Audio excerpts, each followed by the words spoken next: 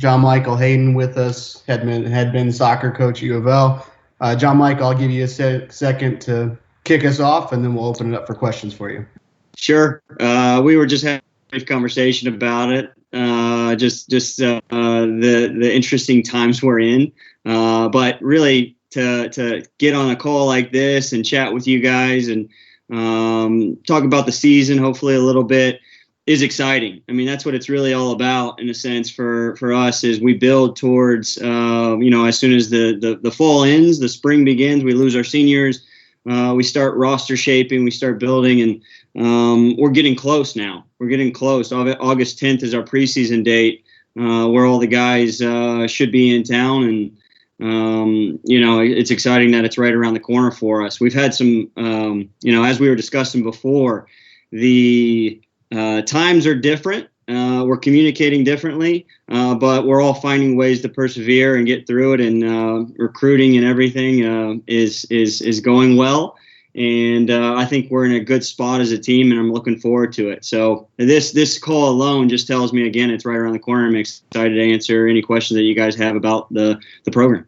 Coach Fred Cowgill from WLKY. Just give us a sense of where you are in the middle of June, knowing the season, if it will start on time, roughly August 15th, and just where your heart and head are with all of these different challenges coming ahead of you. Yeah, there's from the standpoint of us as a program, certainly there's been discussions and there's been a lot of stuff in the media about, okay, will we kick off? Will this happen? Will this not? And everything at this point is pointing to the fact that it will. So we've the university has done a phenomenal job in terms of how we phased athletes back in. I'm sure you guys are aware of that, kind of what's going on. We're in the same boat with our own athletes for men's soccer. We have 8 of them that are actually on campus now. They're doing the volunteer work with our performance team. They were able to get on the field. They're able to get on the fields, I think, on the 6th of July now, which is exciting for them to actually touch the ball together. It's something that they do. We're not allowed to be around them from compliance rules and things like that. Yet that's important for the group. And then we have a second wave of guys coming in on the July 8th. And then we have a third group that'll come in around July 25th for us.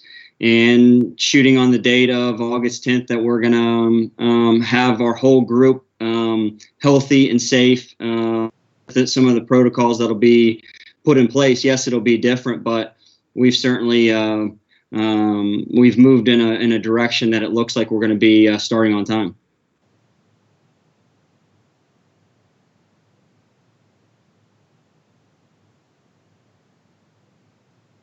John Michael, hey, it's Jody Dunley with Cardinal Authority. Just after last season and kind of for you, kind of the first time through it, obviously this is totally different year for everybody, but what did you learn last year being the guy instead of being the assistant that might help you moving forward? Yeah, there was a lot of things, no question about it, throughout the experience. Never felt, I always felt pressure, but never as much, I guess, if you will. That was something. We had an okay season. The way I would say that is we made it to the Sweet 16, but the standards of our program are higher. And I tell the guys this all the time, is we're shooting to win that national championship. And my hope is, from a program standpoint, it's yes, win it, but do it on a consistent basis. And I know those are lofty goals, but that's what I did feel a little bit of pressure. Managing it is something that I still have to get better at, no question about it. But overall, being in the shoes, talking constantly to the team, in front of the team, was different, but I learned a lot. I could go into specific details, but roster management, I guess, is something that, the behind the scenes conversations with guys that you don't necessarily always have as an assistant, having those just constantly with the group. So I learned a lot last year, no question about it. That'll help me moving forward. You spend so much time with your team and with the guys and building relationships. How tough is it to have like you said, 8 guys on campus, but not being able to go out there and coach them and kind of doing the normal summer stuff? How difficult is that? Yeah, Jody, it's a great question. And I say this to my staff right now, is I actually feel closer to my group than I've ever felt before. And I say that, you say the normal routine, but when our summer kind of hits, the guys go off, they play on their summer league teams. They kind of get wrapped up into that. And we have phone conversations here and there. But because of the way this is gone, we're able to, and we were discussing this before we got on this call, was this platform with Zoom, Microsoft Teams. I see my guys weekly now, and we do check-ins. We see how they're doing. We talk to them. And I've gone steps further to have one-on-one Zoom call conversations with the guys. And I think because of that, I feel really connected to them. And part of it is just simply checking in on them, because we're going through this right now in what the world they live in. We were in quarantine. We couldn't get out. We couldn't do that. So I wanted to make sure they're in a good spot. But also through all this, it's really brought me closer, I think, to the individuals and the team as a whole.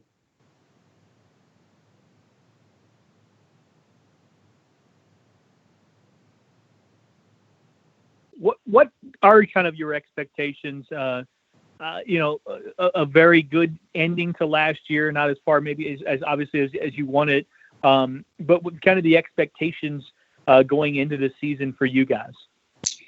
Yeah, the expectations will never change. For us, it's always to win a national championship. We want to do well in the ACC, win the ACC. That's part of it. But the ultimate prize, the ultimate goal for the program is to be the best team in the country, and that's winning the national championship. So that'll never change. One big thing that I've learned, from working, this was my first year as the head coach, but I did work under Ken Lola, who's phenomenal man, phenomenal coach. But I've also had some experiences of working with, as a player, Jerry Yeagley, the all-time winningest coach in college soccer, and been in some environments that have taught me what programs need to look like from a standards, how you set those. And, last year, first time going through it, I could have done better along those lines. In setting the culture. Certainly it was something that we focused on, and I felt like it was good. Don't get me wrong when I say this. I don't feel like it was bad by any means. We're a really tight-knit group, and had a solid culture, but I think there's even more I can do to make it better. And it's focusing a little bit on the process every single day. Reflection as a coach myself, I constantly am in trying to learn and grow myself. So over this time, I've been able to observe some Zoom calls, some presentations, read different things, and grow myself. And I think that'll help me construct the environment that I want to create for the program itself. That'll help us win the national championship. This is John from WDRB. Yeah. You were talking about, before we got started here, some of the ways you've been able to recruit. Can you give us a couple stories about what you've seen on those, I wouldn't say recruiting trips, but recruiting visits here? Yeah, it's really interesting, the recruitment at this point. And I'll tell you this. My inbox has never been fuller. and part of that is because I think the kids themselves can't get out either. So there's no youth soccer happening. So you put yourselves in the shoes of a junior right now who's really thinking about, okay, what that next step is. And he can't market himself in a way by being on the field. So the only means that he has is to email. Hopefully he has some video. And through that process, now he is marketable. So it starts with that. I guess we've been able to communicate for guys that have shown interest in us, talking that way. We were fortunate also that we have a list of guys, that have dropped, as far as even 2023s, if you will. We kind of have an idea. 22 kids on 22 we were able to recently start speaking to, and then 21 roster building has has been fun. We've had a few commitments, and like I was saying, is there's more Zoom conversations, more team conversations like this than ever. And like I was saying, I think it's actually helped, because one big thing is we can't get them on campus because the restrictions that we have.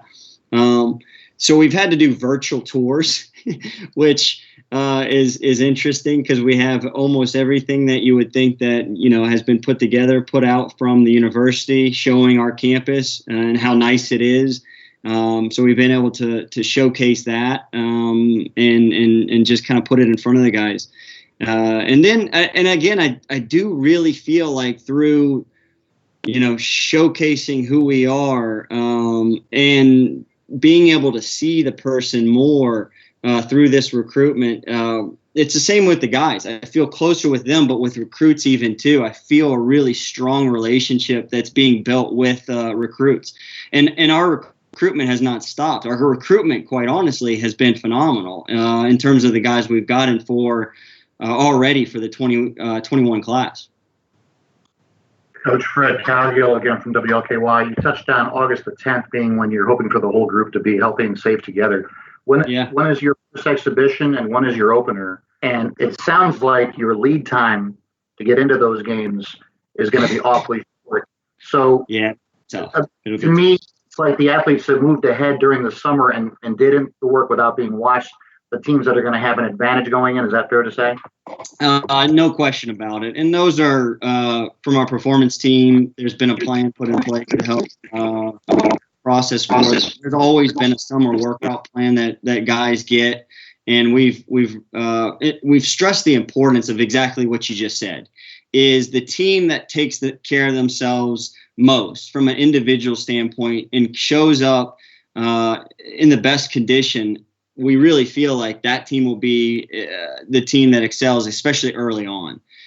We know you asked, the first exhibition we have is August 16th. We play UAB. Then actually we play my alma mater is Indiana on the 22nd. So we have two exhibitions in preseason, and then we kick off on the 27th against FIU. That's our first real match of the regular season. So it goes quick. So again, those messages of passing, making sure we're in a good spot is so important.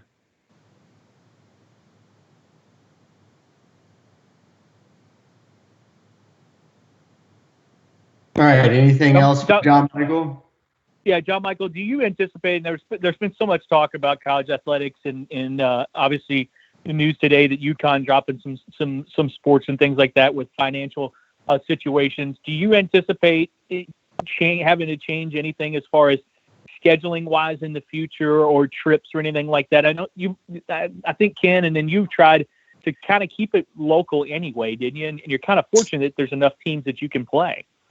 Yeah, that's another great question. And the reality is the situation. You mentioned UConn, but there's been some other programs that have unfortunately had to drop some sports, and men's soccer was one of them, and some. So we have a listserv for all of college soccer, Division I, and to see different things shaken up, different teams having to find different games has been interesting. Fortunately, from our end, we check in with our opposition to make sure everything's good. But fortunately, from us, nothing's changed. So we're in a good spot there. I mean, we play Bellarmine, so I think that's important. You mentioned local. They're going to be Division I this upcoming season, and we opted to put them on our schedule, and we're happy we did, and it'll be a good exhibition, good for the community. But it also goes in line with what you're kind of saying is, yes, we have a regionally based schedule anyway. It's not like we're playing a West Coast team that, travel implications, cost of travel. Now maybe they're forced to not come out, which we've seen, quite honestly. But for us right now, we're in a good spot.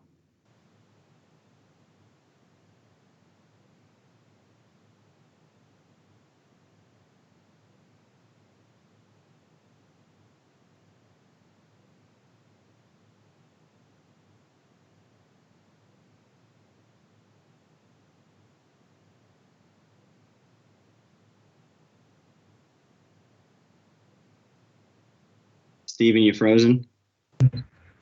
Yeah. Even may be frozen. Are there any other questions? Right. I think he was the one who concluded the meeting potentially if there's no more questions, and I think he froze. Yeah. Again, the challenges that we have, guys.